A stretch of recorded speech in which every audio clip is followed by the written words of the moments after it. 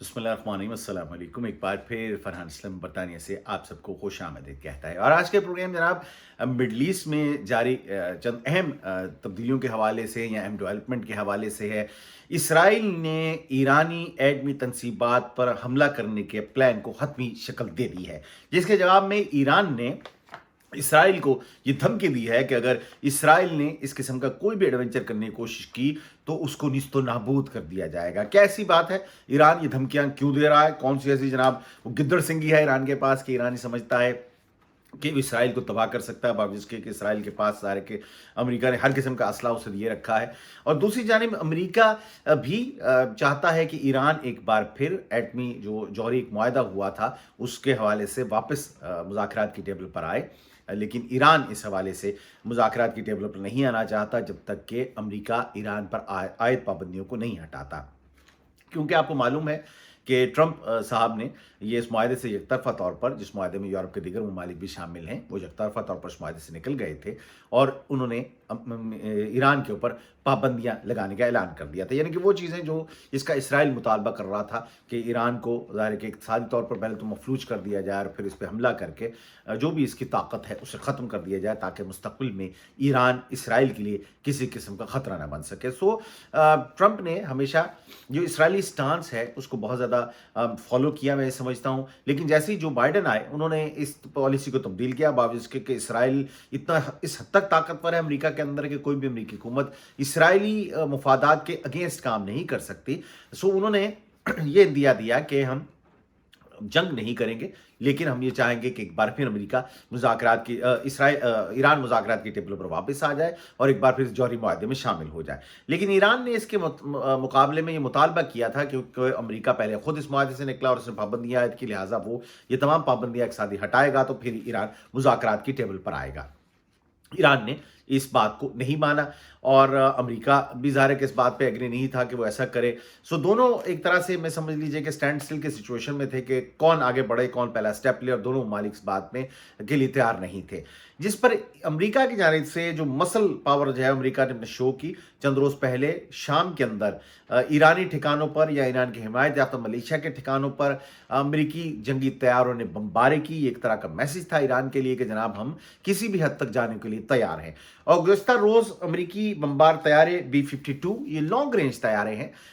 ये अमेरिका से खलीज फ़ारिस तक आए और फिर वापस ज़ाहिर के गए। आप ये समझ लीजिए कि इनकी किस हद तक तवील फासला तय कर सकते हैं। और ये तैयारे खलीज फ़ारिस जो कि ज़ाहिर के ईरान के जो समंदर है वहाँ तक ये आए और उन्होंने वहाँ पर भी परवाज़ की। और ये जब वापस जा रहे थे तो इन्होंने इसराइली एयर स्पेस को यूज़ किया, तो इसराइल के F-15 तैयारों ने फिर इनको दोनों तरफ से ज़ाहिर इनको प्रोटेक्ट किया, एक तरह से इनका साथ दिया और इसराइली एयर स्पेस से इनको वापस अमेरिका में तक यानी कि वहाँ से निकाला। उसके बाद ज़ाहिर है कि ये वापस ये जहाज़ अमेरिका चले गए। इसमें अमेरिकी जो सेंट्रल कमांड के कमांडर हैं फ्रैंक मैकेंजी, उन्होंने कहा है कि हम तनाज़ा नहीं चाहते, लेकिन हम किसी को भी अपनी अफवाज का दिफा करने या उस पर जो हमले का रद्द-ए-अमल देने के लिए फैसला-कुन अंदाज में, यानी कि उन्होंने कहा है कि कोई हम पे अगर हमला करता है या हमें अपने दिफा की ज़रूरत पेश आती है तो फैसला-कुन अंदाज में जवाब देने की पोजीशन में हम हैं। और हम ये पैगाम देना चाहते हैं हर किसी को कि अगर आप समझते हैं कि अमेरिका तैयार नहीं है तो ऐसी बात नहीं है। और उन्होंने कहा है कि वो ये भी शो करना चाहते हैं,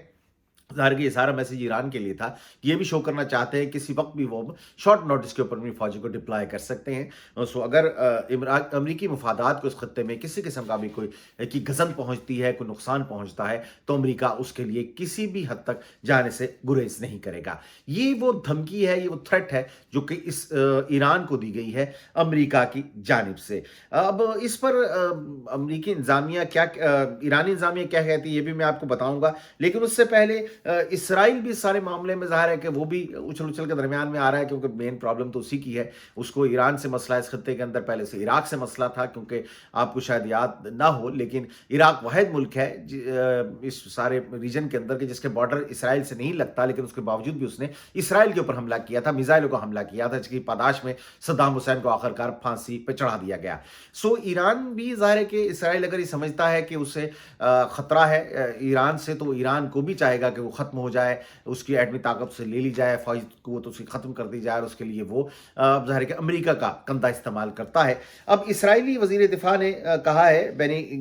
گینٹز نے کہا ہے کہ اسرائیل ایران کی جوہری تنصیبات کے خلاف اپنے حملے کی منصوبہ بندی کو اپڈیٹ کر رہا ہے. مینس کہ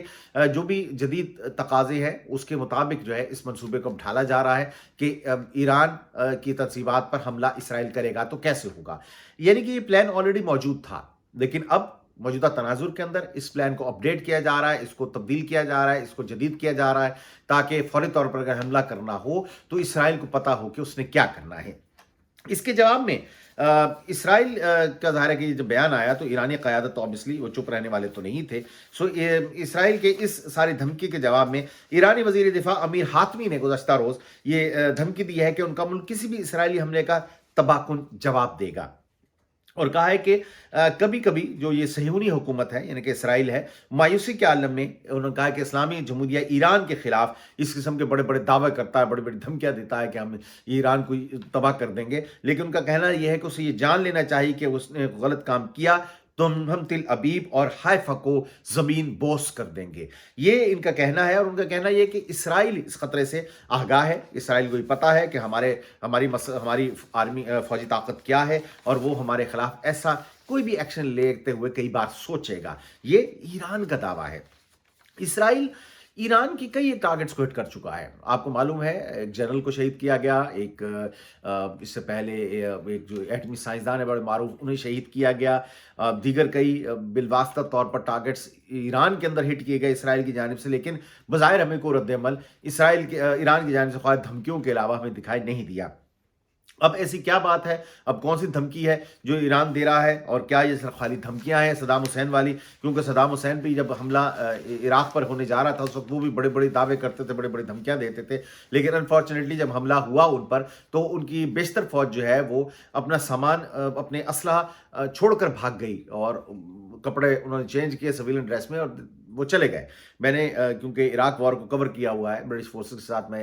عراق میں تھا جب حملہ ہوا, اور میں نے یہ نظارہ اپنی آنکھوں سے دیکھا کہ کپڑے اور چیزیں پڑی ہیں, اور آرمی کی یونیفارم دونوں اتاری ہیں, وہ سویلین ڈریس پہن کر غائب ہو گئے, اور وہ لڑنا ہی نہیں چاہتے تھے, اور اس جنگ میں جو کچھ ہوا آپ کے سامنے ہے, اور عراق کا کیا حشر ہوا. اب ایران جو یہ بلونگ و بانگ دعوے کر رہا ہے, عملی جامہ یہ ان کو پہنا پائے گا اگر خدا نخواستہ ایران پر حملہ ہوتا ہے؟ یہ سوال میرے نزدیک بڑا اس جائزہ طلب ہے, اس پہ غور کرنے والی بات ہے, لیکن مجھے نہیں لگتا, بٹ مے بی ایران کے پاس کوئی ایسا ترپ کا پتہ ہو جو وہ اسرائیل کو آنکھیں دکھا رہا ہے, اس کو زمین بوس کرنے کی دھمکی دے رہا ہے. ایران کے جو صدر ہیں حسن روحانی, ان سے گزشتہ روز آئرش جو فورن منسٹر ہیں انہوں نے ملاقات کی, اور یہ ملاقات تھی اسی ایٹمی معاہدے کے حوالے سے, اور یہ چاہ رہے ہیں کہ ایک بار پھر ایران جو ہے مذاکرات کی ٹیبل پر واپس ہے. آئرلینڈ اس کا حصہ نہیں ہے, لیکن غیر جانبدار فریق کے طور پر آئرلینڈ کوشش کر رہا ہے کہ وہ جو سفارتی سطح کے اوپر کے سارے معاملے کو حل کیا جائے, اور جو کشیدگی بڑھتی چلی جا رہی ہے اس کشیدگی کو کم کیا جائے. ایرانی صدر حسن روحانی سے گزشتہ روز ملاقات ہوئی ان کی, اور انہوں نے جبکہ ایرانی صدر نے یہ کہا ہے یورپ سے کہ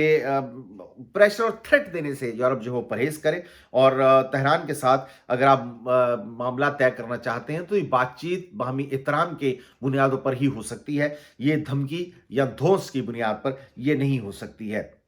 اور یہ ایفرٹ جو چل رہی ہے اس حوالے سے انہوں نے کہا ہے کہ the best way to solve problems with European partners at various bilateral, regional and international level is negotiations based on mutual respect and avoiding any threats اور پریشرز. وہی بات جو میں پہلے کر چکا ہوں, یہ آئرش فارن منسٹر کو یہ میسج دیا ہے حسن روحانی نے. اس کے بعد جو آخری خبر جو میں آپ سے بات کرنا چاہ رہا ہوں, سوئٹزرلینڈ کے اندر عوامی سطح کے اوپر نقاب پہننے یا چہرے کو ڈھانپنے پر پابندی لگا دی گئی ہے, اور یہ ایک ریفرینڈم کل ہوا جس کا رزلٹ یعنی کل آیا ریفرینڈم کا گزشتہ شب. اور یہ ریفرینڈم سوئس پیپلز پارٹی جو کہ دائیں بازو کی انتہا پسند سیاسی جماعت ہے سوئٹزرلینڈ کی, اس نے یہ کہا تھا کہ جناب یہ اس سے انتہا پسندی بڑھ رہی ہے مسلمانوں کے وجہ سے یا نقاب پہننے کی وجہ سے. مجھے سمجھ نہیں آئی کہ نقاب پہننے کا انتہا پسندی سے کیا واسطہ, لیکن ان کا یہ کہنا ہے کہ اس سے انتہا پسندی بڑھ رہی ہے, اور انتہا پسندی روکو جیسے نعرے یا بینرز لگا کر انہوں نے یہ کمپین چلائی کہ جناب سوئٹزرلینڈ کے اندر نقاب پہننے पर पाबंदी होनी चाहिए। इस पर रेफरेंडम हुआ, वहां पर डायरेक्ट रूल का लॉ है। स्विट्जरलैंड के अंदर अवाम रेफरेंडम में कोई भी फैसला कर सकते हैं, और इस रेफरेंडम के अंदर 51.2 यानी कि 51.2% लोगों ने इस बात के हक में वोट दे दिया है कि अब नकाब पहना नहीं जा सकता है स्विट्जरलैंड के अंदर, जबकि 48.8% लोगों ने, स्विस लोगों ने, ये कहा है कि ये बात नहीं होनी चाहिए, लेकिन ज़ाहिर की अक्सरियत ये समझती है कि नकाब पर पाबंदी होनी चाहिए। इस्लामी जो वहाँ के मुसलमानों के ग्रुप्स हैं, उनका कहना है कि मुसलमानों के लिए एक स्याह दिन है, और आज के फैसले ने जो पुराने जख्म है उसको एक बार फिर हरा कर दिया है, और कानूनी अदम मसावात के असूलों को मजीद वसअत दे दी गई है कि लॉ में हुकूमत को कोई इख्तियार नहीं है कि किसी को बताया तुमने कैसे कपड़े पहनने, कैसे नहीं कपड़े पहनने हैं, लेकिन यहाँ पर यह मामला हो रहा है। और मुस्लिम अकलियत को वो कह रहे हैं कि मेन स्ट्रीम से आप निकाल रहे हैं, खारिज कर रहे हैं, कि आप उन पर पाबंदियां आयद किए जा रहे हैं, और ये कहा गया है कि इस मामले को अदालत में चैलेंज किया जाएगा। स्विट्जरलैंड के अंदर तकरीबन 8 लाख आबादी है मुसलमानों की, को 5% बनता है स्विस आबादी का, ये कोई इतनी बड़ी तादाद नहीं है। और बुर्का पहनने वाले लोग हार्डली, जो ख्वातीन है, यूनिवर्सिटी ऑफ लॉस्ट्रिन है ये जर्मनी की, इन्होंने एक अपनी तहकीक की है, उनका कहना यह है कि बड़ी मुश्किल से कोई 30-40 के करीब ख्वातीन है जो बुर्का पहनती हैं। सो इसकी कोई खास वैल्यू एज सच नहीं है, लेकिन ये मुसलमानों के खिलाफ ये इकदाम देखने में आ रहा है कि किताब पसंद नफरत का इजहार किया गया है। यूरोप के अंदर ये मामला नया नहीं है। 9/11 के बाद से बरतानिया में मैंने बहुत सारे खुद विटनेस किया ऐसे नफरत अंगेज सलूक को, गालियां, जो कुछ हो सकता है, धक्के मारना, तंग करना, हमारी ख्वातीन के हिजाब खींचना, उन पे आवाजें कसना, दहशतगर्द कहना, ये मामला हम लोग फेस कर चुके हैं ऑलरेडी 9/11 के बाद, और अभी तक कर रहे हैं। बहुत सारी जगहों पर ऐसा है, और कि फ्रांस के अंदर आप देखिए, बरतानिया में भी कभी कभार हमें ये सुनने को मिल जाता है, दीगर यूरोप के जो ममालिक हैं। लेकिन अब स्विट्जरलैंड के अंदर भी सरकारी सतह के ऊपर इस पर पाबंदी लगा दी गई है नकाब के पहनने पर। मैं नहीं समझता कि अदालत इसके खिलाफ जाएगी या स्विस अदालत जो इसके खिलाफ फैसला देगी। बहरहाल ये जनाब मेरा आज का प्रोग्राम था। अगर आपको प्रोग्राम पसंद आया तो बराए मेहरबानी मेरे चैनल को जरूर सब्सक्राइब कीजिएगा। मैं फरहान असलम 27 बरस से जब जर्नलिज्म कर रहा हूँ। मेरे बारे में जानना चाहें तो मेरी वेबसाइट farhanaslam.com पर तशरीफ ले जाइए। बहुत जल्द एक नए प्रोग्राम के साथ आपकी खिदमत पे हाजिर होगा। अपना बहुत ख्याल रखिएगा। फी अमान अल्लाह।